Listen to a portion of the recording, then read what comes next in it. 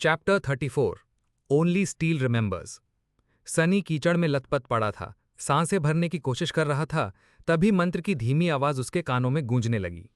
तुम्हारा साया और भी शक्तिशाली हो गया है। तुरंत ही उसने एक हल्का सा बदलाव महसूस किया।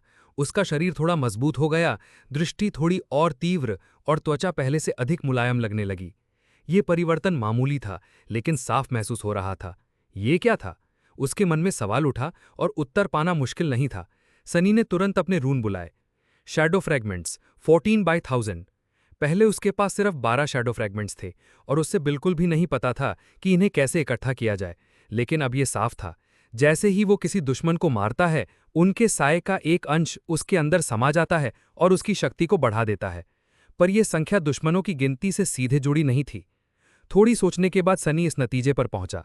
डॉर्मेंट अविकसित आत्मा कोर एक टुकड़ा देते थे, जागृत अवेकंड कोर 2 टुकड़े, और वो केवल तभी मिलते थे जब दुश्मन को सीधे उसी ने हराया हो, किसी चाल या योजना से नहीं।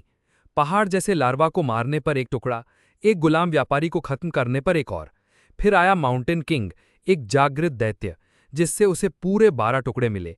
और अब इस कैरापैस स्कैवेंजर को मारने पर संख्या 14 हो गई। लेकिन स्कॉलर, शिफ्टी और हीरो की मौतों से उसे कुछ नहीं मिला, क्योंकि उन्हें उसने खुद नहीं मारा था। या फिर एक प्राचीन मृत देवता को बुलाकर मारा हो तो चलता है। ये प्रक्रिया बाकी जागृत योद्धाओं से काफी मिलती जुलती थी। फर्क सिर्फ इतना था कि वे आत्मा के टुकड़े निकालते और फिर उन्हें उपभोग करते थे, जबकि सनी के लिए ये सब तुरंत और स्वचालित था। इसका मतलब था कि शैडो फ्रैगमेंट्स इकट्ठे या बेचे नहीं जा सकते, ना ही वो उन्हें किसी मिशन या सेवा के बदले पा सकता था। उसे शक्ति चाहिए तो लड़ना और मारना ही होगा। तो मेरे लिए शांति का जीवन नहीं है। हालांकि वो कभी भी पूरी तरह से शांतिपूर्ण रास्ता नहीं चुनना चाहता था, लेकिन अब विकल्प ना होना उसे परेशान कर रहा था। बहुत से जागृत योद्धा कभी खतरे का सामना किए बिना ही सिर्फ ड्रीम रियल्म के सुरक्षित क्षेत्रों में काम करते हैं और आत्मा टुकड़ों के बदले भुगतान पाते हैं।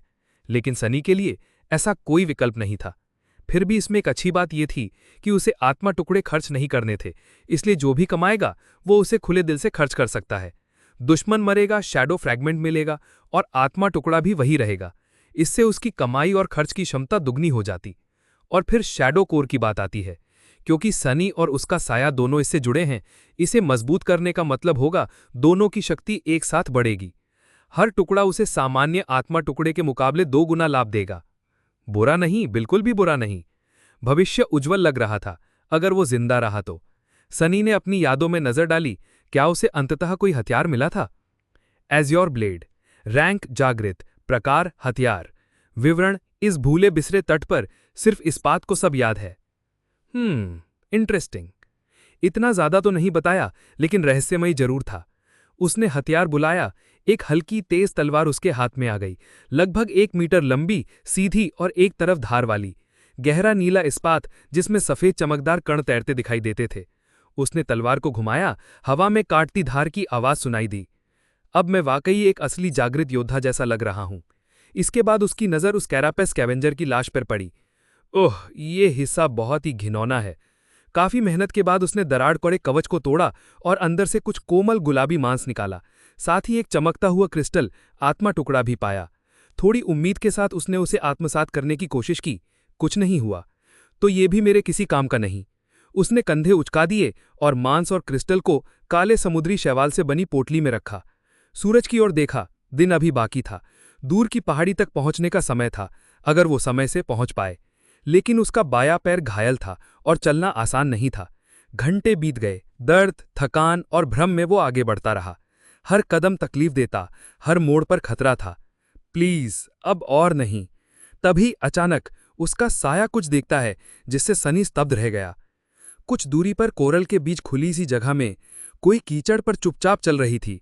सबसे पहले उसकी चमकती गोरी त्वचा दिखी, बहुत सारी।